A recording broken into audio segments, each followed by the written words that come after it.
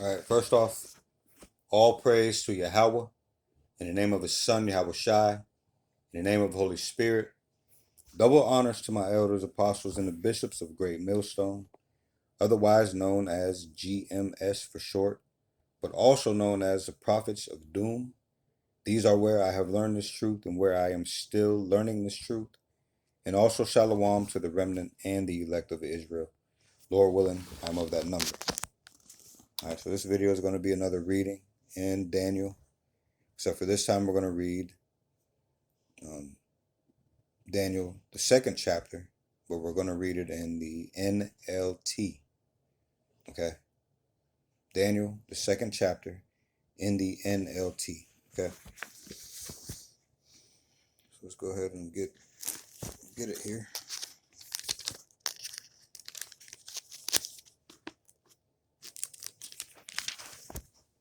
Before I do this, I'm going to read this little bit of intro that we have here. It says, Daniel, Yahweh Baal Shem Yahweh Shai's sovereignty over Gentile nations. All right, let me see.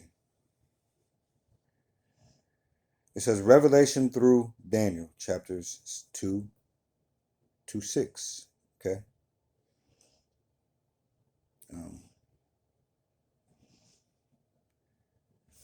Okay. It says this book opens with Daniel and his friends being trained for service in Nebuchadnezzar's court, where they exemplified faithful living in an alien world.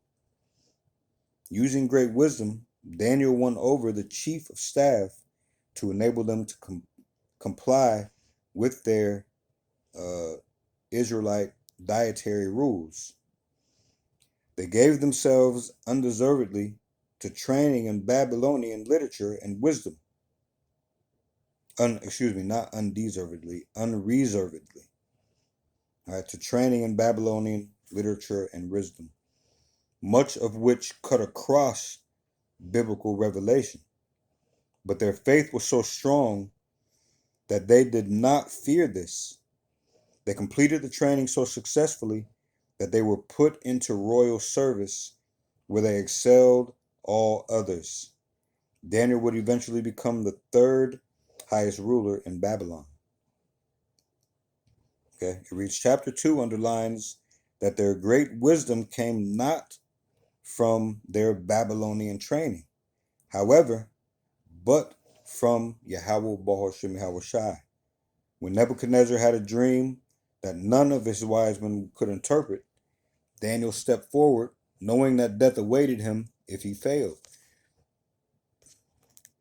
He and his friends sought Yahweh Baal Shem Yahweh Shai first, and then he did not hesitate to tell Nebuchadnezzar that there is a power in heaven who reveals secrets, and that it was him who had given Daniel the interpretation.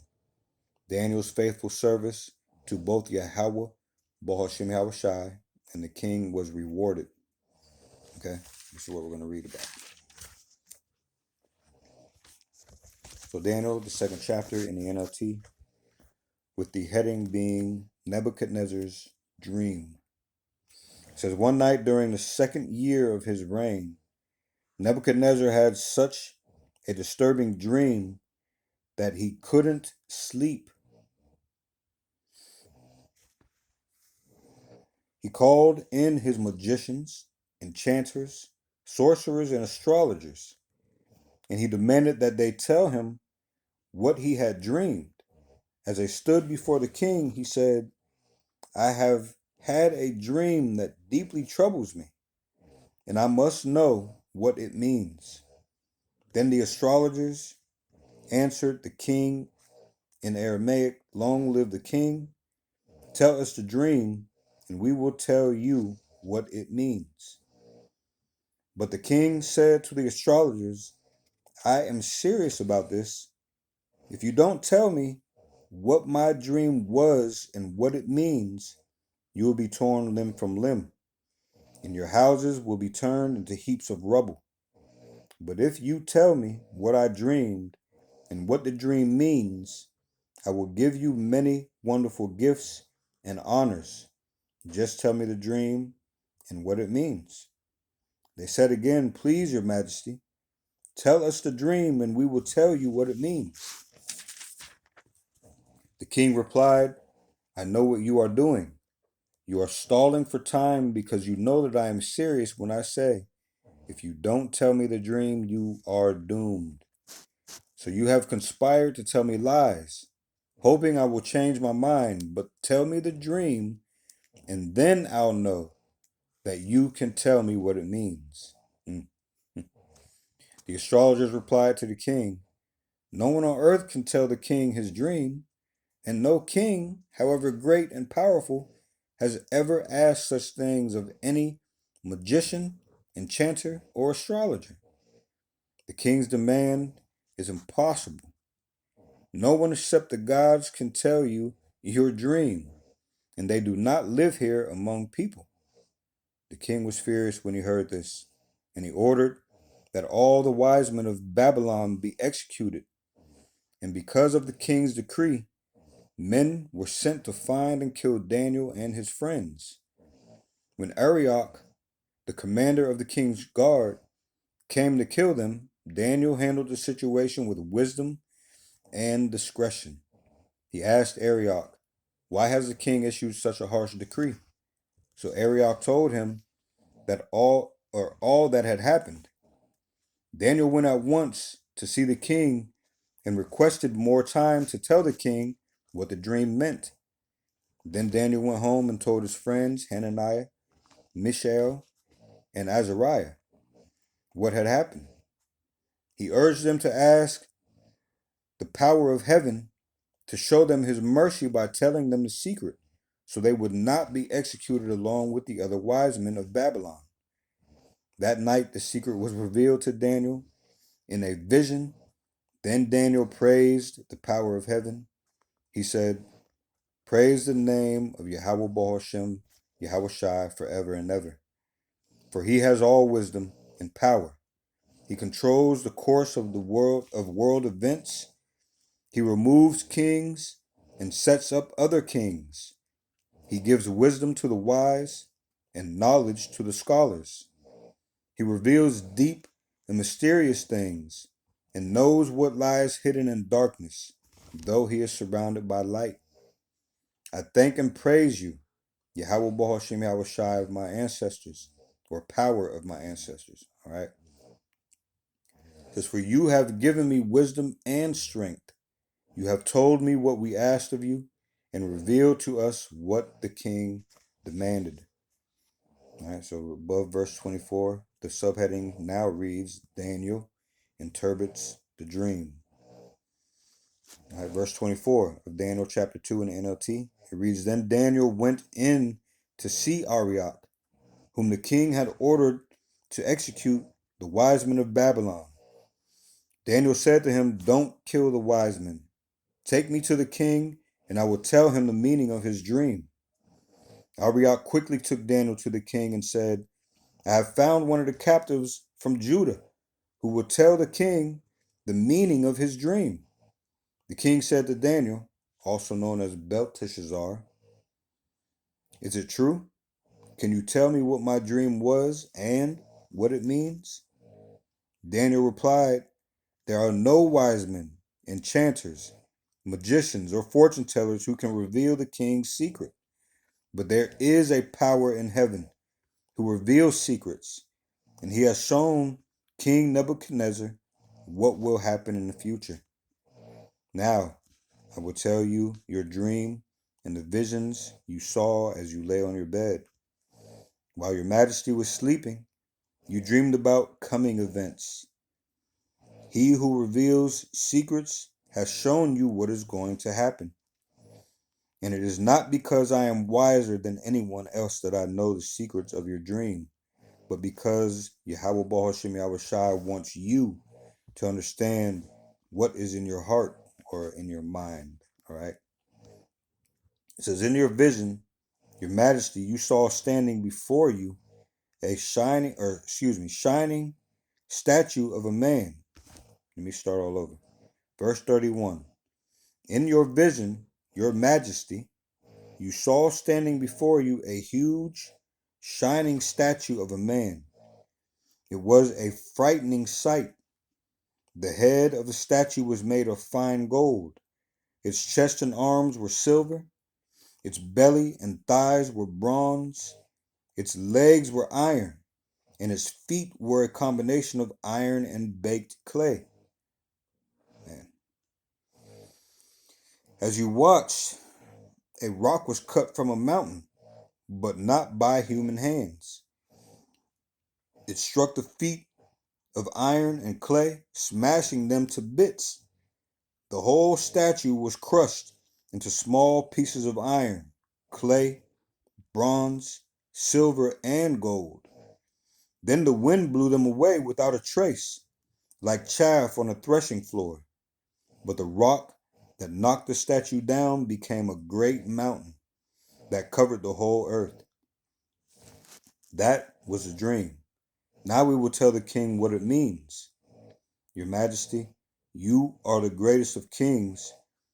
The power of heaven has given you sovereignty, power, strength, and honor. He has made you the ruler over all the inhabited world and has put even the wild animals and birds under your control. Now, over all the inhabited world, okay, of that time, okay? Don't think about the inhabited earth now. Think of all the inhabited world back then, all right? It reads, you are the head of gold. But after your kingdom comes to an end, another kingdom inferior to yours will rise to take your place.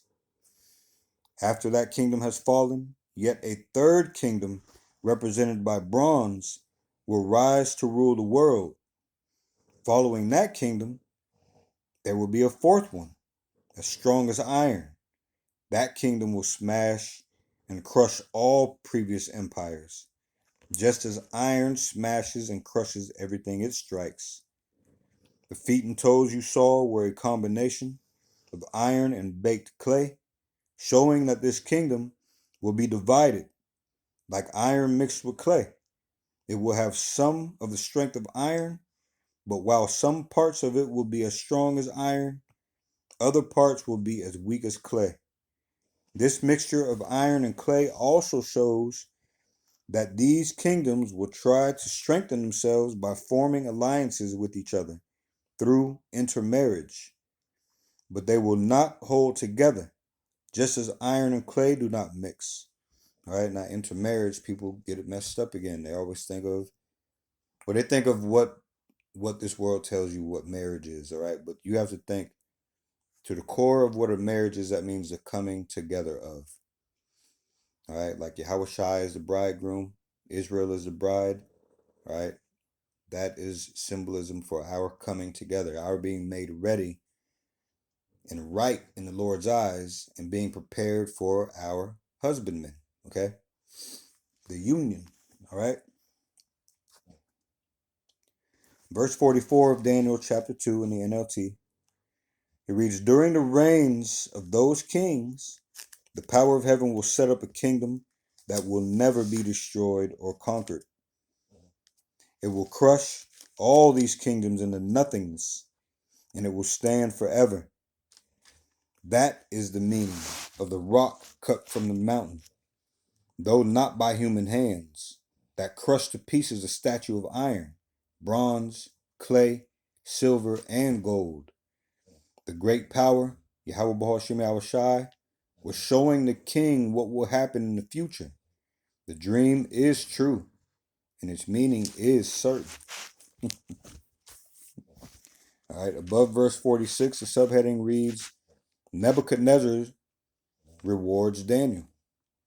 It says, the king Nebuchadnezzar threw himself down before Daniel and worshipped him.